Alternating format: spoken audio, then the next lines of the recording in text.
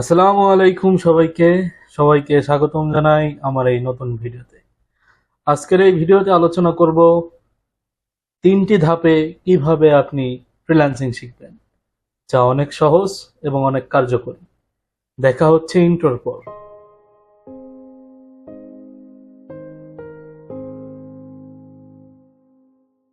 আপনারা জানেন বর্তমান সময়ে ফ্রিল্যান্সিং একটি আহ, সারা বিশ্বে একটা চমক সৃষ্টি করছে। হ্যাঁ, যে ঘরে বসে আপনি আর্নিং করতে পারতেছেন, আপনার ফ্যামিলিকে সাপোর্ট দিতে পারছেন, আপনার নিজের চাহিদাগুলো পূরণ করতে পারছেন, একটা স্মার্ট একটা ইনকাম জেনারেট করতে পারছেন। তো এই ভিডিওতে আমরা আলোচনা করছি কিভাবে আপনি মাত্র তিনটি ধাপে ফ্রিল্যান্সিং শিখবেন।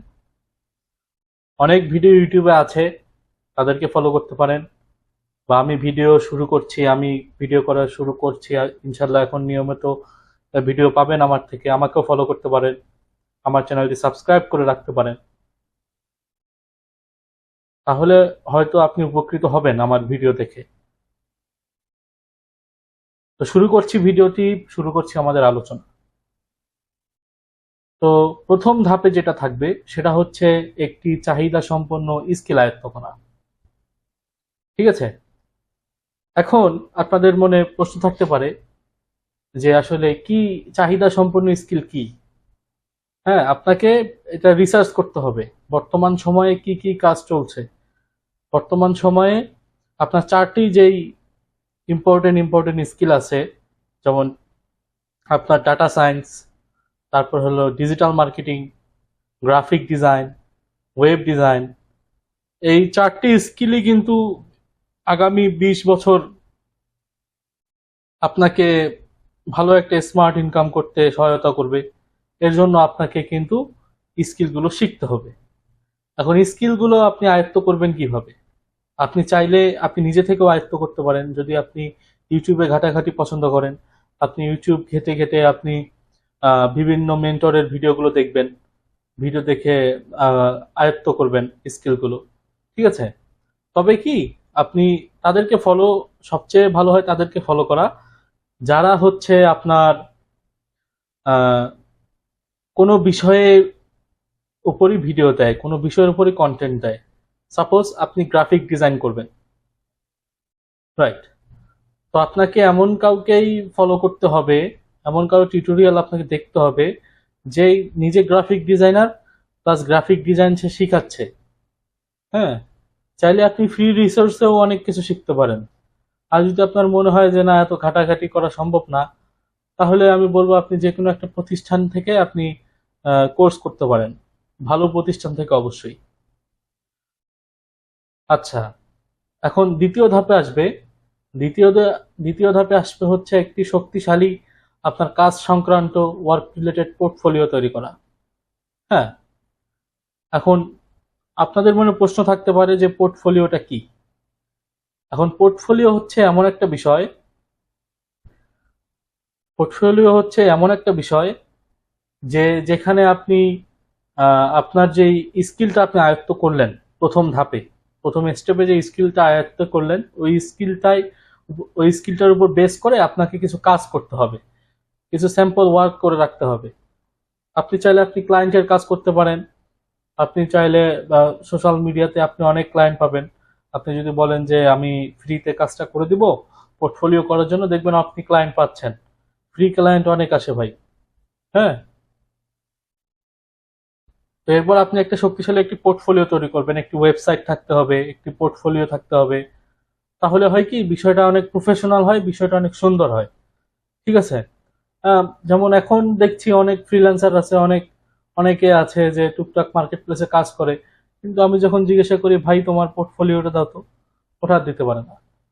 এখন কেন পোর্টফোলিওটা দিতে পারে না? কারণ সে হয়তো বিষয়টাকে কেয়ারই করে নাই। কিন্তু আপনার যদি পোর্টফোলিও থাকে, আপনি কিন্তু হাইলি প্রাইস কাজগুলো আপনি নিতে পারবেন। হ্যাঁ, পটেনশিয়াল ক্লায়েন্ট আপনি পাবেন যদি আপনার একটি সুন্দর পোর্টফোলিও থাকে। আচ্ছা, তো যেটা সর্বশেষ ধাপ হলো market place research O account করা। এটা হচ্ছে সর্বশেষ ধাপ। আপনি আগে স্কিল আয়ত্ত করবেন, স্কিলে মোটামুটি দক্ষ হবেন, তারপর আপনার একটা কাজ সংক্রান্ত একটা পোর্টফোলিও তৈরি করবেন। তারপর আপনি মার্কেট প্লেসে যাবেন। তো বর্তমান সময়ে হচ্ছে কি বিষয়টা, বর্তমান সময়ে আপনার বিভিন্ন ধরনের আহ, অসাধু যারা আছে, যে আপনার কোর্স বিক্রেতা যারা আছে, তারা অনেক প্রতিষ্ঠান আছে যে কোনো রকম শিখাই দিয়ে একটা মনে করেন যে মার্কেট প্লেসে অ্যাকাউন্ট করতে বলে, গিগ করতে বলে, অ্যাক্টিভ থাকো 24 ঘন্টা, হ্যাঁ কাজ পাবা। এখন এইভাবে হয়তো আপনি কাজ পাবেন, কিন্তু আপনি তো ইন্ডাস্ট্রিতে টিকে থাকতে পারবেন না। যদি আপনি একটা লং টাইমের জন্য আপনি ইন্ডাস্ট্রিতে কাজ করতে চান, লং টাইমের জন্য যদি আপনি চান যে আপনি আপনি ভালো কিছু করেন এই ফ্রিল্যান্সিং ইন্ডাস্ট্রিতে, এই আইটি ইন্ডাস্ট্রিতে, তাহলে আপনাকে অবশ্যই আহ, আগে একটা শক্তিশালী একটা স্কিল একটা অর্জন করতে হবে, আপনাকে খুব দক্ষ হতে হবে, যেটাই করেন ওই কাজে আপনাকে মাস্টার হতে হবে। তারপর কাজ সংক্রান্ত একটা পোর্টফোলিও কিন্তু অবশ্যই প্রয়োজন। আপনার যদি পোর্টফোলিও না থাকে, আপনাকে বায়াররা সহজে ট্রাস্ট কিন্তু করবে না। সুতরাং একটি পোর্টফোলিও খুবই জরুরি। আর সর্বশেষ ধাপে হচ্ছে আপনার মার্কেট প্লেস রিসার্চ এবং হচ্ছে অ্যাকাউন্ট করা। ঠিক আছে, আপনাকে মার্কেট প্লেস রিসার্চ করতে হবে। আহ, যেমন আপনি যে স্কিলটা নিয়ে কাজ করবেন সেটা কোন মার্কেট প্লেসে আসলে চাহিদা বেশি, ডিমান্ড বেশি, এটা রিসার্চ করে তারপর আপনি ওখানে অ্যাকাউন্ট খুলবেন, বা ওই ওই মার্কেট প্লেসের আপনার নিয়ম কানুন মেনে আপনি আপনার সার্ভিস প্রোভাইড করবেন, তাই না? দেখেন, সবকিছুই কিন্তু সবগুলোর সাথে রিলেটেড। ঠিক আছে, প্রথমে আপনার গুণ থাকতে হবে। সেই গুণটা কি? আপনার স্কিল। আপনার যদি স্কিল না থাকে, আপনি যত সুন্দর পোর্টফোলিও তৈরি করেন, যত সুন্দরভাবে মার্কেট প্লেস অ্যাকাউন্ট তৈরি করেন, আপনি কিন্তু টিকে থাকতে পারবেন না। হ্যাঁ, তারপর হচ্ছে আহ তারপর হচ্ছে একটা কথা বলে যে আগে দর্শনধারী তারপরে গুণ বিচারী, তাই না? তো সেটা হলো যে দর্শনধারী বিষয়টা হচ্ছে আপনার পোর্টফোলিও। আপনার কাজের পোর্টফোলিও আছে কিনা এটা আপনার ক্লায়েন্ট প্রথম দেখবে, তাই না? যদি আপনার একটা পোর্টফোলিও, শক্তিশালী একটা পোর্টফোলিও হয়ে যায়, আপনি ইনশাল্লাহ ভালো কিছু করতে পারবেন। তারপর হচ্ছে সর্বশেষে হচ্ছে মার্কেট প্লেস। যখন আপনার দেখবেন ওই দুইটি স্টেপ আপনার কমপ্লিট হয়ে গেছে, আপনি সর্বশেষ ধাপে মার্কেট প্লেসে অ্যাকাউন্ট খুলবেন। এতে আপনার যত সময় লাগে লাগুক, 1 বছর যাক, 2 বছর যাক, মার্কেট প্লেসে শুধু শুধু অ্যাকাউন্ট খুলে রাখবেন না ভাই। যদি শুধু শুধু অ্যাকাউন্ট খুলে রাখেন তাহলে যারা এক্সপার্ট আছে তারা কিন্তু বায়ার হারাচ্ছে। আপনি যখন আপনার কাজে মোটামুটি লেভেল একটা দক্ষ হবেন, তখনই মার্কেট প্লেসে যান। ঠিক আছে। আর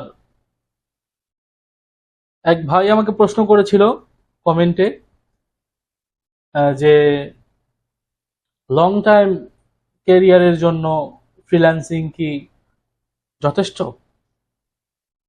আমি বলবো হ্যাঁ, আপনি ফ্রিল্যান্সিং দ্বারা আপনি লং টাইম সার্ভ করতে পারবেন। তবে এর জন্য হচ্ছে আপনাকে যেটা করতে হবে, আপনাকে মানি ম্যানেজমেন্টটা শিখতে হবে। আপনি ফ্রিল্যান্সিং করে একটা একটা যথেষ্ট একটা ইনকাম আপনি জেনারেট করলেন, সেটা আপনি নষ্ট করবেন না। আপনাকে ওটা সেভিং করতে হবে এবং আপনার সাইড বিজনেস তৈরি করতে হবে। যেমন ধরুন আপনি ফ্রিল্যান্সিং করে আহ, আপনি 10 লাখ টাকা মোটামুটি ইনকাম করেছেন, তখনই আপনাকে একটা সাইড বিজনেস করতে হবে। সেটা হতে পারে ফ্লেক্সিলোডের দোকান, হতে পারে বিকাশের দোকান, হতে পারে আপনার মোবাইলের দোকান। হ্যাঁ, মানে যে কোনো একটা সাইড বিজনেস আপনার থাকতে হবে, তাহলেই আপনি কিন্তু লং টার্মের জন্য ফ্রিল্যান্সিং এ আপনি সার্ভাইভ করতে পারবেন। আর আর সবচেয়ে বড় কথা কি, আপনাকে আপডেটেড থাকতে হবে। হ্যাঁ, যেহেতু ফ্রিল্যান্সিং যেহেতু একটা আমাদের আইটির সাথে আইটি রিলেটেড একটা প্রফেশন ফ্রিল্যান্সিং, তো আইটি কিন্তু তথ্য প্রযুক্তি কিন্তু আপনার প্রতিনিয়তই আপডেট হচ্ছে, প্রতিনিয়তই চেঞ্জ হচ্ছে, প্রতিনিয়তই এটা নতুন নতুন জিনিস আসতেছে। তো আপনাকে ওই জিনিসগুলোর সাথে কানেক্টেড থাকতে হবে। আপনার স্কিল অনুযায়ী বিষয়গুলোতে আপনি যদি আপডেটেড থাকতে পারেন, তাহলে আপনি আহ, অবশ্যই একটা দীর্ঘ একটা সময়ের জন্য আপনি ফ্রিল্যান্সিং ক্যারিয়ারে থাকতে পারবেন। এটাই। তো আশা করি আমার ভিডিওটি আপনার ভালো লেগেছে। আর আহ, আমার চ্যানেলটি সাবস্ক্রাইব করে দিন।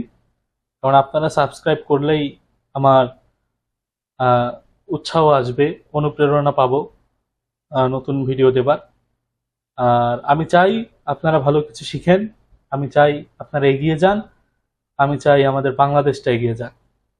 আপনাদের সকলকে ধন্যবাদ। চ্যানেলটি সাবস্ক্রাইব করুন।